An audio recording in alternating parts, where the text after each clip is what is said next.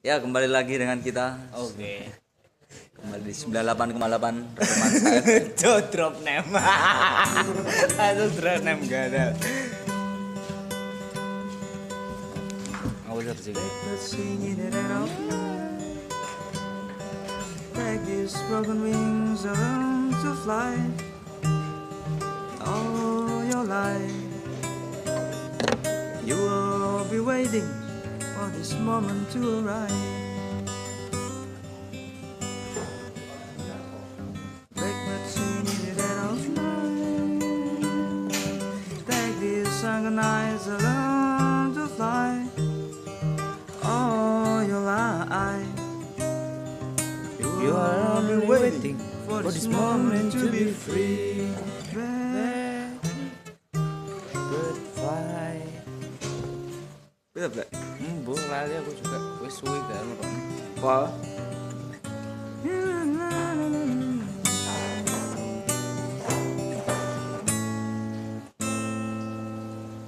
Keren. Opening yang sangat like a shoot sekali. Like a shit ya. Tapi ngomong-ngomong itu lagu Iya. politis banget sih. Nah, aku juga baru tahu ini ternyata tuh politis itu ya. Keren Karena apa gimana ceritanya dia? Nggak tahu juga. Ya jarang-jarang sih Paul itu Bisa sekritis itu. Iya. Bener. Biasanya menciptakan lirik-lirik menyek-menyek gitu. Yang standar-standar anak muda. Menyek. Ternyata dia punya daya kritis setelah itu gimana sih ketemu apa gitu kan? Penyanyi kumpulan orang Afrika gitu kan ya ceritanya.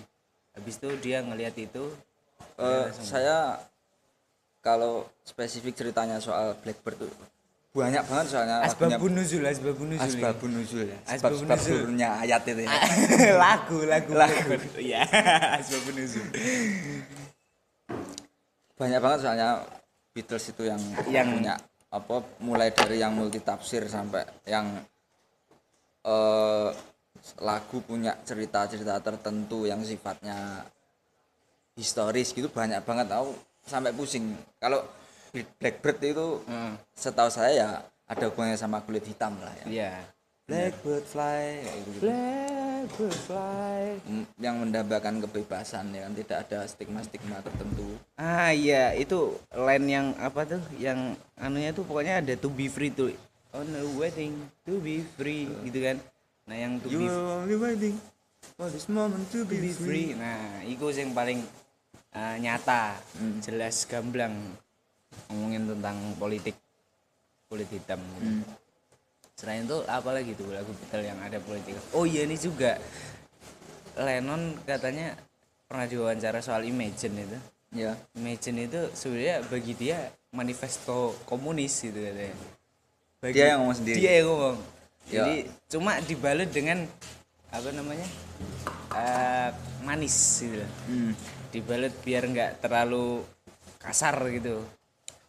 Ya mungkin ya nggak tahu juga jalan pikiran Lennon itu misterius ya. Sampai sekarang banyak banget sih pemikiran dia, manifestasi pemikiran dia entah dari lagu ataupun kutipan ataupun apa namanya wawancara kayak podcast kayak gini. Iya. Kan itu tuh ya banyak penafsiran kalau yang ngomong ada yang ngomong kalau Imagine itu lagu apa orang yang ateis lah dan lain sebagainya.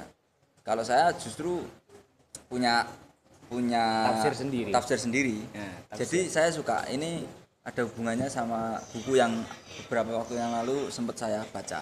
Ya. Namanya bukunya Kitab Muhammad An-Nabi. Oh ya. Yang ada hubungannya sama Shoki Wahyat Strip yang dia bikin Nabi Muhammad bikin ini loh, bikin umatan wahidah. Oh ya. Apa jenis satu Pemersatu bangsa. kayak gitu-gitulah. Ya. Nah, itu justru saya punya pemikiran itu lagu Imagine itu ke arah situ sih. Jadi kayak Imagine there's no heaven ya kan. Jadi bayangkan saja kamu tuh orang-orang beragama hidup di dunia ini tidak ada tendensi bernama surga. Itu di Indonesia kejadian juga, tapi Krisa yang bikin gitu. Oh ya. Jika surga dan neraka tak pernah ada. Apa jangan-jangan itu ada ini ya, ilham dari sana juga dia. Ya mungkin ya. Dia mungkin nabi berikutnya kali ya. Nabi yang mualaf dia. Emang nabi harus mualaf. Enggak. Itu seru sih. Ya akhir-akhir ini saya masih berusaha nge-compare antara dua poin ini, antara umatan wakitahnya Nabi Muhammad sama imagine-nya John Lennon. Soalnya poin-poinnya banyak yang sama ya. Iya. Jadi tidak, gampangnya ngomong, keduanya ini punya poin-poin yang sama. Jadi tanpa memandang suku, ras, agama, status sosial dan lain sebagainya, sama di dua ini. Nabi Muhammad bikin umatan wakidah itu juga unsur-unsur di sini harus disuruh melupakan gitu loh. Gimana kita membentuk tatanan masyarakat yang bagus itu ya, urusan-urusan surga, neraka, agamamu apa, sukumu dari mana, status sosial seperti apa, itu kamu kesampingkan dulu gitu loh. Itu urusanmu. Entah kamu dari agama Kristen atau tema Ramadan ya. makasih sih ya. Ini obrolan religi ya. Ada nabi-nabinya. Ini kisah-kisah Nabi ini. Thumbnailnya nanti gitu, kisah Nabi. Dari Beatles sampai Nabi Muhammad. Oh iya, iya kayak gitu. Yuk, terus poin-poinnya itu kayak gitu kan. Di Imagine.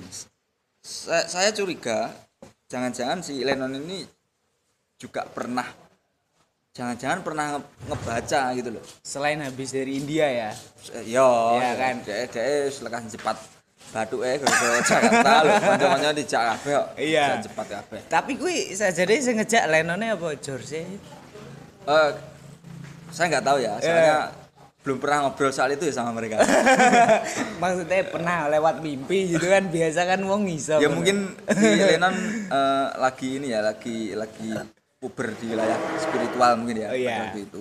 Dan nggak tahu kenapa dia memilih India itu, apa mungkin India itu banyak unsur-unsur yang bersifat apa ya, spiritualnya banyak juga di sana. Si Gandhi juga dari sana kan. Terus ya alat-alat musik ya, akhirnya di album Star Revolver pokoknya Star itu kan Revolver. memasukkan unsur-unsur ini India. instrumen-instrumen India. Bahkan ada yang dangdut banget kan, itu yang buatannya George itu. Apa judulnya? Satu di Sgt. Pepper itu yang aku tahu. Cuma aku lupa anunya judulnya. Itu ada yang unsurnya ini dangdut banget gitu. Oh, ya? Karena India gitu loh. Jangan-jangan dia terinspirasi Haji Roma Irama. Itu dia. Oh iya, kalau Roma Irama itu dia bikin soneta ya kan. Berbarengan sama White Album. Oh ya. Iya, jadi 1960 kan White Album. Berapa sih White Album tuh? Umur segitulah. Itu soneta terbentuk di Inggrisnya. Beatles mengeluarkan White Album gitu. Jangan-jangan ada. Tapi aku sebenarnya menarik ke situ sih sebenarnya. Setelah apa namanya? Inggris itu dia mulai masuk unsur-unsur India spiritual dan apa, akhirnya rock itu berubah menjadi psychedelic yang akhirnya rada spiritual. Ya. Nah, aku Gimana? jadi keywordnya setelah itu semua tuh serba India. Dalam tanda kutip dia lebih spiritual.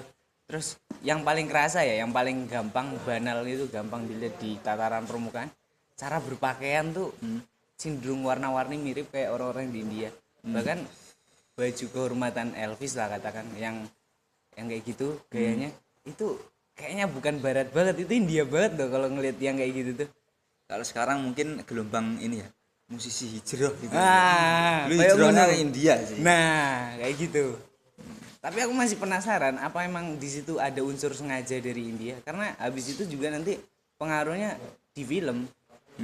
Film itu jadi drama musikal gitu loh. Ya kan? Nah, ini nanti nyanyi gitu-gitu. Itu film, kalau film populernya kalau di baratnya Grease gitu. Nah, yang kayak gitu dia mirip kayak film-film Bollywood gitu loh. Dalam tataran, jadi ngerubah gitu loh India tuh. Ya menurut saya The Beatles itu punya andil yang cukup besar atas kelahiran genre psychedelic ya. Ya terlebih setelah dia pulang dari India itu tadi, dia mulai meramu unsur-unsur musik, harmonisasi instrumen yang tak lazim gitu. coba kamu dengerin Revolution 9. Paham Iya. aja Jal? Paham. Piye ya jalan pikirannya Lennon ini piye? Itu juga katanya Bocah piye tuh bisa deh. jarene juga jarene kuwi kecelakaan juga, maksudnya kesalahan teknis dalam merekam tapi dia nggak mau buang gitu loh. Banyak banget. Banyak banget ya. Justru bisa dibilang kalau di konteks industri pada waktu itu ya. Nah, Semua lagunya The Beatles di awal itu bagian dari kesalahan bagi industri. nah, Yang mana soundnya kok kayak gini lah, terus secara apa namanya ya ke sound lah ya. Iya, Ke sound itu relatif aneh pada waktu itu, ya kan? Ya bisa dibilang kalau di wilayah industri pada waktu itu yang di si Beatles kan nggak cuma sekali dua kali ditolak sama label gara-gara soundmu apa toh? Non band-bandan piye lho iki. iya. Wis Istilahnya gitu. ben-benan sing genah-genahe Nah, lho, aja sing banyak aneh-aneh. sekali. Heeh. Cuman ya mungkin Dewi Fortuna lagi berpihak pada The Beatles lah ya. Nah, tapi aku kemarin juga narik-narik topik-topik kayak gini, terus ngobrol sama temenku ada namanya parkour gitulah anunya dia menariknya gini, kalau untuk melihat arah-arah spiritual dalam hal-hal budaya populer yang kayak gini, yang musik-musik barat itu mereka punya bukan punya, barat itu sebenarnya mereka kekurangan hal-hal yang spiritual itu, sehingga mereka mainlah ke India, maksudnya ke budaya timur. Di timur spiritual itu lekat, bahkan sampai ritual-ritualnya. Ya. Nah, sedangkan di barat mereka jarang, kalau ritual ada, tapi hal yang ternyata ditarik dalam spiritual barat itu masih kurang gitu. Ya dong. Setelah era pencerahan, setelah Renaissance semua luntur dong. Apalagi itu Agama penyebabnya. selesai. Benar. Saya agama. Nah, Bukan dalam rangka menghancurkan pemikiran yang bersifat idea enggak lah, yang Iya. bersifat agama dan lain sebagainya enggak ya. Cuman lebih ke apa ya? Menggeser itu sih. mm-mm. Menggeser itu kan sebelumnya memang kalau di sono kan sebelum era pencerahan kan justru ya kaya ning Indonesia saiki lho agama dijadikan ini apa Legitimasi. isu yang cukup oke untuk bikin Digoreng. orang tersulut emosinya. Wah. Gitu kan. Konflik agama gampang banget, Yoi, tinggal bom der agama wis gini ya. surga. Nah, itu kan juga ngatasnamakan surga kan. Ah. Pengen mlebu surga, ngebom wong. Buh ya piye aku ora. Enggak ngerti juga sih jalan pikiran mereka Kayaknya kayak bom bunuh diri dan lain sebagainya tuh. Nah, Cuman yang jelas ya namanya mencederai orang lain ya. ya Goblok-goblok aneh enggak manusiawi blas loh. nggak manusiawi, gimana mau surgawi ya? Iya kan? Manusia aja nggak nerima, apalagi yang surgawi, gitu kan?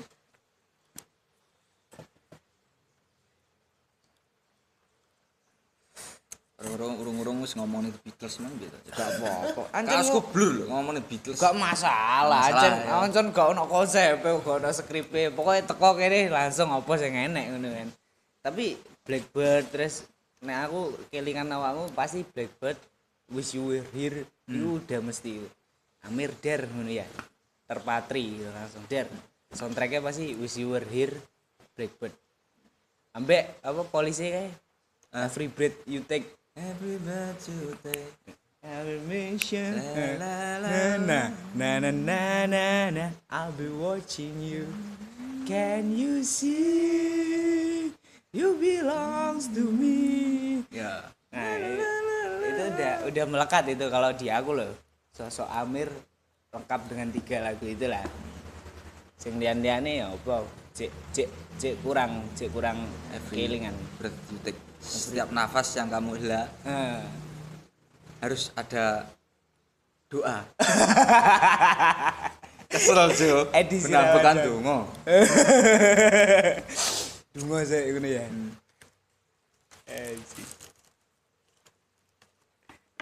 Nek Pink Floyd itu tertariknya karena dia spiritual apa political? Kak saya suka harmonisasi. Gimana ya? Ngomongin soal Pink Floyd kompleks sih. Iya kompleks. Eh, Karena saya- dia kuliah arsitek. bikin kompleks. Oh iya. Komplek pertokoan. Ya Pink Floyd itu jadi salah satu band, bagi saya Pink Floyd itu band lintas waktu ya. Lintas masa, lintas usia. Kenapa seperti itu? Di tahun 70 belum ada synthesizer, belum ada tilulit loh kalau anu. Belum ada explore di wilayah sound yang bersifat. Kalau sekarang banyak di soundnya Pink Floyd itu kalau sekarang setahu saya itu banyak ditemukan di instrumen baru yang bernama synthesizer itu. Nah, di tahun 70 dia sudah nemuin itu gitu. Tanpa hardware-nya itu ya. Tanpa hardware-nya. Iya nggak tahu dia punya hardware sendiri lah ya. Cuman eksplorasi sound sampai ke sono itu ya jenius, saya bilang jenius. Aku sampai menikmati Pink Floyd itu sebenarnya nggak bisa kalau didengarkan cuma lagu tok. Jadi emang dia butuh visual. Ya. Maksudnya dia kan kalau manggung setelah album The Animal itu, karena aku makin kesini mencari legitimasi diri lah gitu. The Animal itu lahir bertepatan dengan kelahiranku gitu loh. Tapi ya? beda tahun. Kalau rilisnya itu The Animal itu pas aku sama itu. Ada 3 album lah kalau nggak salah. The Animalnya Pink Floyd, terus Station to Stationnya David Bowie.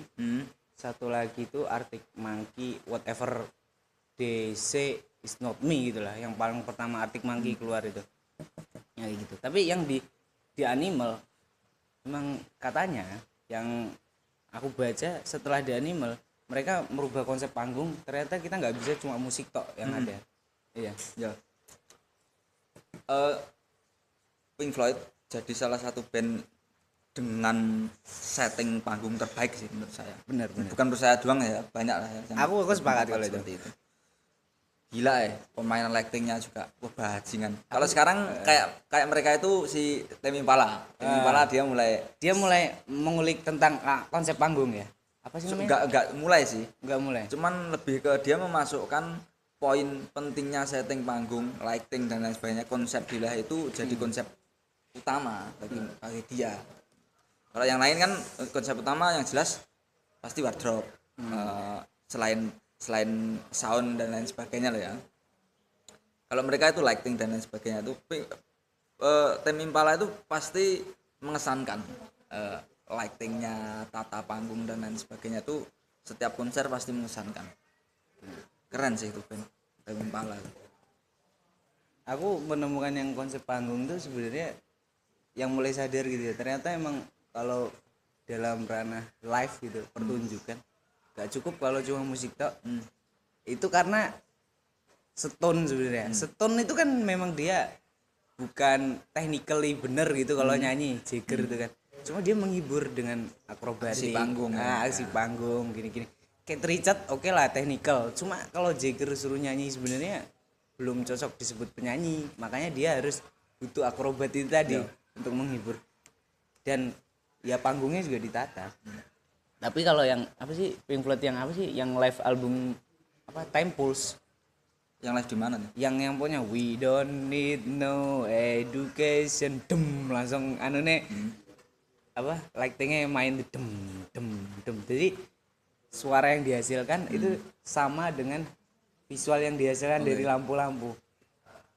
Oke banget.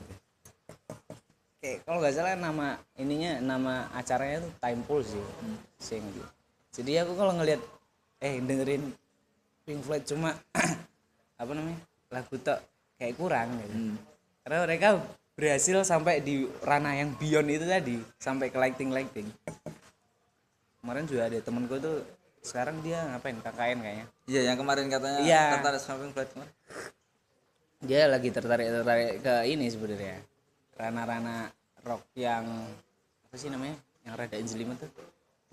Progresif ya. Ranah sih itu dia. Rush gitu. Pink Floyd gitu. Tapi enggak karena politikalnya itu yang katanya Syd Barrett adalah seorang aktivis komunis. Syd Barrett ya. Apa Roger Waters malah? Roger Waters dong. Kalau Syd Barrett kalau yang kiri banget Roger Waters yang basisnya itu. Iya. Yang polos justru si Gilmore itu. Iya. Yang vokalisnya sekarang. Gilmore kan datang setelah Syd Barrett ya. Ya sebenarnya sudah sempat ini sih jalan sih, cuman kan tetap yang vokal sama gitar kan si Syd Barrett kan. Terus Syd Barrett gara-gara canduan narkoba kemarin, nggak tahu kebanyakan tramadol apa, saya nggak tahu juga ya. Terus akhirnya dia sempat manggung itu sekian jam itu cuma berdiri gini tok. Si anjing ngapain nih? Ya, kick aja udah.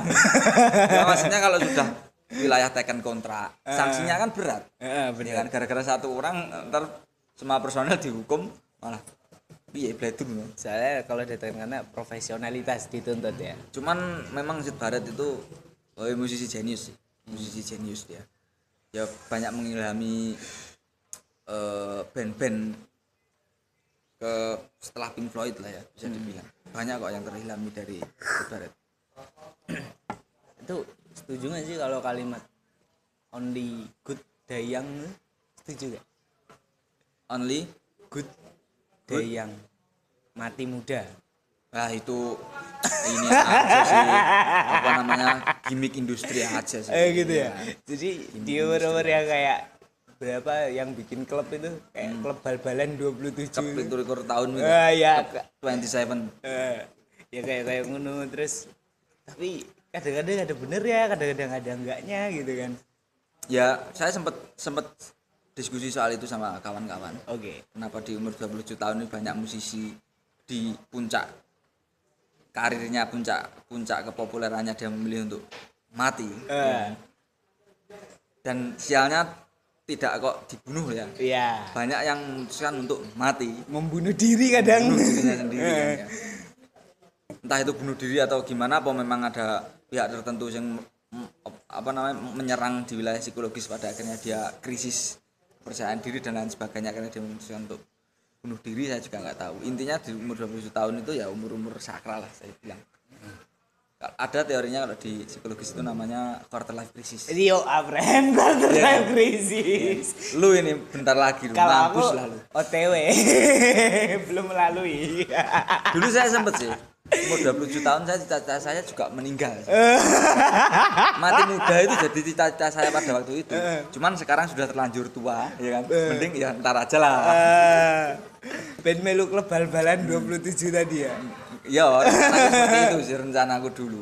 Cuman tak pikir-pikir, aku kalau bunuh diri di umur 27 tahun, band juga nggak terkenal amat, ya kan. Dampak ke lingkungan juga nggak ada, ya kan. Siapa yang mau bikinin patung? Sekali saya punya dampak lingkungan itu waktu KKN. Bikin gapuro ya, kayak gitu-gitu. Masih ada peninggalannya itu. Paling udah dimakan rayap paling.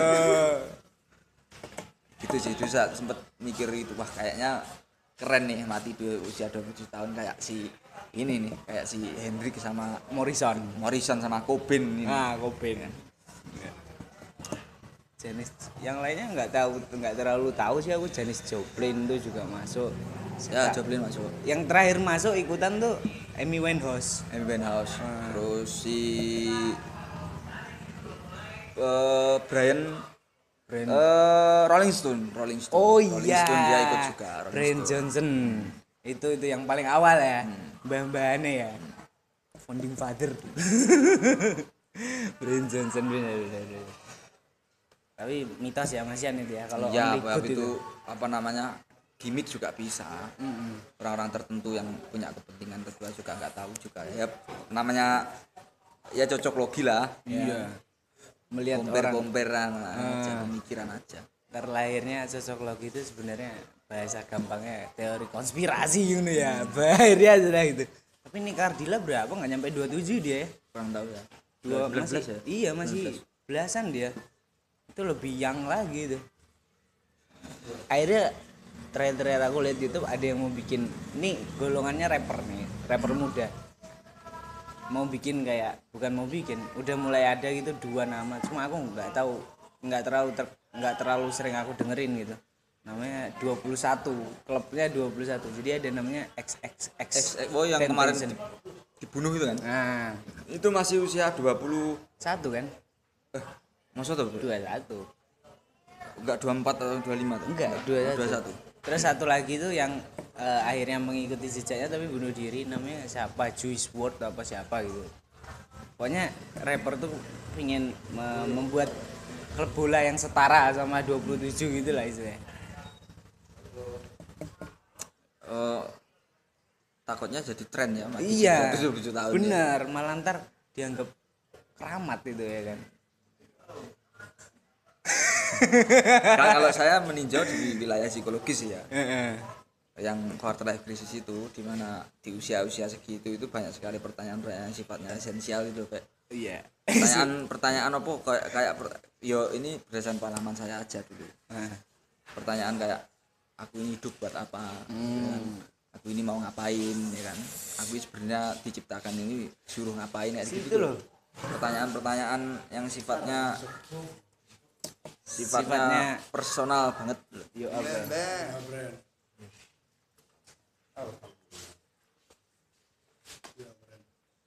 Sifatnya sebenarnya personal dan itu yang nanya banyak orang ya.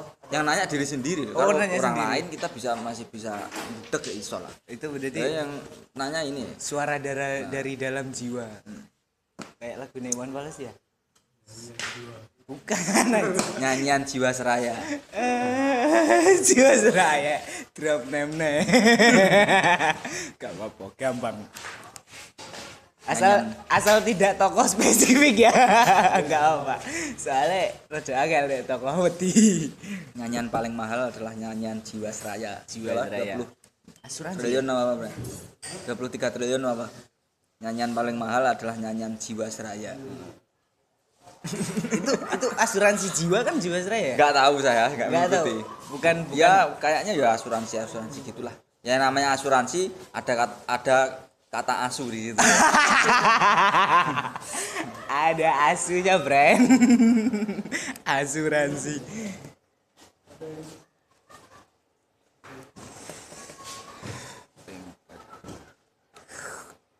Tapi kalau rap kena Beatles itu nggak pernah kena setun tadi. Apa? Kan biasa apa namanya ya, kalau ini kan Blur harus disandingin sama Oasis, harus banget apa kan nggak juga. Maksudnya Juga. tapi sempat jadi ini enggak pertimbangan nanti kan untuk memilih ketika ditanya orang gitu atau apa gitu, akhirnya ngedengerin lah dua-duanya untuk nge-compare gitu. Jadi Stone sama Beatles. ya kan tadi dapetnya Beatles, pernah sampai nyari tentang Stone gitu, mendengarkan karya Stone gitu enggak? Saya. Iya. Ya saya suka Rolling Stone, suka banget ya Rolling Stone. Tapi kalau disuruh milih bisa ya? Bisa. Bisa. Tetap Beatles. Halo. Wah ini Monkey the Lobby. penyair kita. Yo. Salah satu, nah ini klub-klub gondrong yang sudah mulai rambutnya jadi cepak-cepak dikit gitu kan, rapi dikit. Udah melewati quarter krisis yang nggak jadi mati loh. Oke. Dia harus potong rambut. Oh iya. Anu ya. Semacam persembahan. Rambut tuh menutupi telinganya dari kebenaran. Makanya udah susah-susah. David Gilmour sekarang jadi siapa nih? Ariel Peter Pan. David Copperfield. Saya sekarang sulapan. Iya loh, yang mati 27 tahun gondrong semua loh. Anjing kan. Si siapa namanya? Cobain, Cobain gondrong dia. Morrison, Hendrik sempat cepak sih waktu dia mau daftar PNS apa sih. Dia potong rambut dia. mau daftar PNS tapi kok main gitarnya kiri, nggak diterima kayaknya. Iya. Iya kan? Saya Kamu bener main gitar. Main gitar itu pakai tangan yang baik ini loh, yang bagus itu tangan kanan. Gitar pakai tangan kiri. Kamu sini gak yang OTW gondrong sini coba. Nanti coba mana tahu menginspirasi rambutmu nanti di kemudian hari. Mau buat minuman dulu. Emang jadwal shiftmu ya? Oke, iya. Tahu ya. Kamu pernah gondrong nggak? Aku belum bisa gondrong karena tertekan dalam tanda kutip, memang situasi normalnya yang menuntut tidak bisa gondrong. Pengen gondrong nggak? Tapi paling pernah dalam 1 tahun aku nggak cukur itu rambutku ada itu kriwulan gitu dikit. Curly. Iya curly sebenarnya. Tapi nggak niga parah gitu, nggak terlalu yang kayak kulit hitam lah, masih Iya, standar. saya juga ngomong kayak niga loh. Jadi itu sebenarnya masih kayak bonsainya itu nggak sekeren mereka bonsainya gitu. Masih jarang-jarang gitu. tapi kalau disisiri habis mandi ya masih tetap lurus. Nah itu pas aku ini ya apa